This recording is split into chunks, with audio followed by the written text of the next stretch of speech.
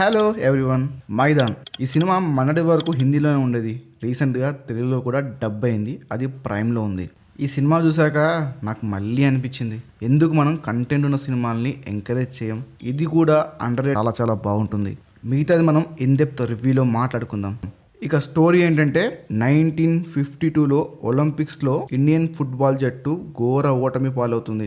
దీంతో అక్కడి నుంచి ఇండియా టీంపై మీడియా టార్గెట్ చేస్తూ చాలా వార్తలని ప్రచారం చేస్తూ ఉంటుంది.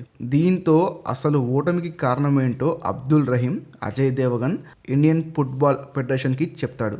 ఆ తర్వాత నెక్స్ట్ ఒలింపిక్స్కి కొత్త ప్లేయర్స్తో ప్రిపరేషన్ స్టార్ట్ చేస్తాడు.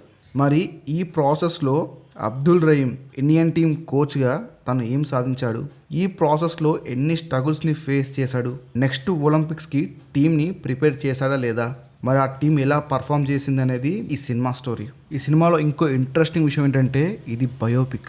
సినిమాలో నాకు ఇంకా బాగా నచ్చిన విషయం ఏంటంటే ఫుట్బాల్ మ్యాచ్ సీన్లు ఉంటాయి బాస్, చాలా బాగుంటాయి. చాలా క్రేజీగా డిజైన్ చేశారు అవైతే. ఈ సినిమా ఫిలిం మేకింగ్ అయితే చాలా బాగుంటుంది. మనలో చాలా మందికి స్పోర్ట్స్ బేస్డ్ ఫిల్మ్స్ అంటే చాలా ఇష్టం. స్పోర్ట్స్ బేస్డ్ ఫిల్మ్స్ ఎవరికైతే నచ్చుతాయో వాళ్ళకి సినిమా అయితే మామూలుగా కనెక్ట్ అవ్వదు. సినిమా లెంత్ 3 hours ఉంటుంది. అంతసేపు ఆడియన్స్ని కూర్చోబెట్టి చెప్పడం అంటే మామూలు విషయం కాదు. అంత లెంత్ ఉన్నా అరే సినిమా అప్పుడే అయిపోయిందా అనిపిస్తుంది. ఈ సినిమా మనల్ని చాలా కదిలిస్తుంది.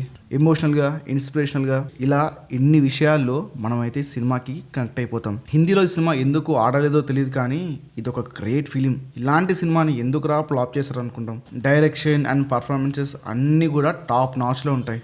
అజయ్ దేవగన్ పర్ఫార్మెన్స్ అనేది కెవ్వు ఉంటుంది.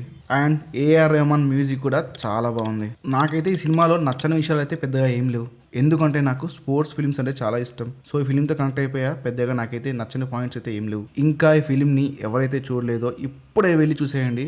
Great film. ఇలాంటి సినిమాని అయితే మిస్ చేయొద్దు. ఇలాంటి సినిమాలు చాలా అరుదుగా వస్తుంటాయి. సో అర్జెంటుగా వెళ్ళి చూసేయండి. ప్రైమ్లో ఉంది.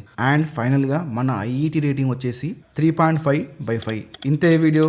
ఇంతవరకు మీరు చూసిన స్పోర్ట్స్ బేస్డ్ ఫిలిమ్స్లో మీకు బాగా నచ్చిన ఫిలిం ఏంటో కామెంట్స్లో చెప్పండి. చూద్దాం ఏ సినిమా పేరు ఎక్కువ సార్లు వస్తుందో.